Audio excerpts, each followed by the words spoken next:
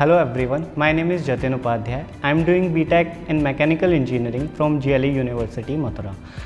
I got multiple placements in which first one is Tata Consultancy Services, Cognizant Technology Solution Private Limited and Varuna Logistics Private Limited.